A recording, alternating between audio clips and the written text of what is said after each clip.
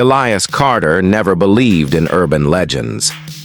A seasoned journalist, he had spent years debunking myths and unraveling so-called haunted mysteries. But when a desperate letter arrived at his office, a plea from an old friend warning about a cursed smile, Elias found himself drawn into a nightmare beyond reason. The letter spoke of the hollow grin, a ghastly visage that drove those who saw it into madness. With a skeptical heart, but an eager mind, Elias traveled to the small town of Ashford, where the legend was said to have originated. What he found was a town plagued by fear, an unspeakable horror lurking in the dark corners of reality, waiting to stretch its twisted lips into an eternal grin. Elias arrived in Ashford under a sky smeared with dying light. The town bore the signs of decay, boarded-up homes, empty streets, and wary glances from those who remained. His friend, Daniel Harper, had vanished shortly after sending the letter, leaving behind only his journal, filled with ramblings about the hollow grin.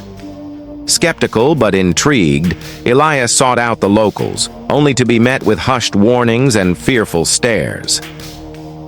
"Some smiles aren't meant to be seen," an old woman whispered, clutching a rosary.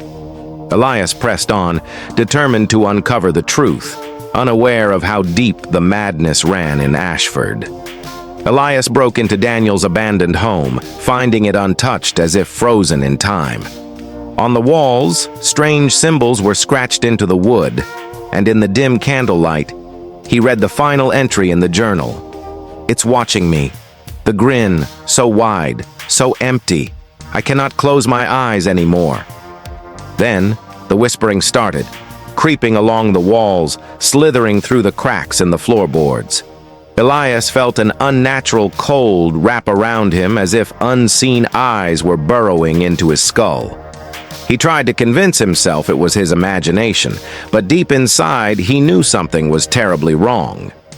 Digging into Ashford's past, Elias discovered a disturbing pattern. Every few decades, a string of disappearances occurred, always leaving behind the same clue: a grotesque smile carved into mirrors, wood, or even flesh. The victims were said to have seen the hollow grin before their minds unraveled. Each account described it differently. Some saw a floating face, others a figure in the shadows. But the one thing they all agreed on was the unbearable, inhuman smile. Elias interviewed a former sheriff who had investigated one such case, only to find the man reduced to a shivering wreck. "You think it's a myth? You think it's a game?" The sheriff spat, gripping Elias's collar. "Once you see it, it sees you too." At the local archives, Elias found an ancient painting hidden beneath dust and cobwebs. The portrait depicted a man with hollow eyes and a grin stretched too wide for any human face. The painter had gone mad shortly after completing it. Some claimed the image itself carried the curse, trapping the watcher in a waking nightmare. Elias spent hours studying it, feeling an inexplicable pull. The longer he stared, the more the shadows seemed to move. He swore the mouth twitched, just slightly. He snapped back to reality, realizing his hands were trembling. What had Daniel uncovered that led him to such madness? Elias woke that night to a faint chuckle, distant yet near. His reflection in the mirror seemed wrong. It blinked slower than he did, and for a split second, its lips twitched upward. The more he stared, the wider it grew. He shattered the glass, but the laughter only grew louder, echoing in the darkness. The air felt suffocating as he backed away. He had seen something. Something real. The hollow grin was not just a legend. It was alive, and now it had noticed him.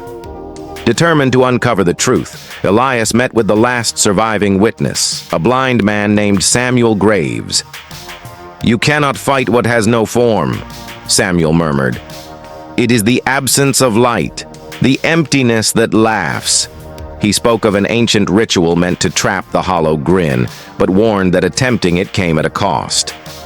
"Many have tried," Samuel continued, But once it marks you, you are never truly free. Elias, desperate, was willing to take that risk. With Samuel's guidance, Elias gathered the necessary items: a cracked mirror, black candles, and the ashes of those who had seen the Grin and lived. The ritual required a confrontation, an acknowledgement of the entity's existence, and a trick to blind it before it could claim another soul. As Elias began the chant, the room dimmed and the shadows took form. The Grin appeared, stretching wider, its eyes deep pools of oblivion. The air thickened with malevolence, the candlelight flickering as if struggling against an unseen force. The hollow Grin emerged from the gloom, its features shifting like liquid shadow. Its mouth stretched beyond the limits of human anatomy, teeth glistening like polished bone. It grinned wider, and Elias felt his mind splintering. The words of the ritual burned on his tongue, but his voice faltered as the entity reached toward him. He could feel its mirth, its amusement at his pathetic attempt to banish it. The room felt endless, stretching into an abyss of darkness where countless other faces grinned silently. Elias forced himself to continue, calling upon the last verse of the ritual. A mirror stood between them, and as the entity lunged, its own reflection consumed it. For a moment, silence. Then, laughter. Elias fell to his knees as the mirror darkened, trapping the Grin inside. But something felt wrong. The room was empty, but he could still feel it watching him. The hollow Grin was not destroyed. It had merely changed its game. Thinking the nightmare over, Elias left Ashford, but the horror followed. His reflection still seemed off. The laughter crept into his dreams. One morning, he awoke to find his own smile carved into the fogged bathroom mirror. The hollow Grin was not defeated. It had merely found a new host. Elias Carter vanished months later. His home was abandoned, his belongings untouched. The last entry in his journal read, "The Grin never leaves. It waits in the glass, in the dark corners, and one day it will smile for you too." Some say his reflection still lingers in old mirrors, lips curling ever so slightly, waiting for the next unlucky soul to stare too long.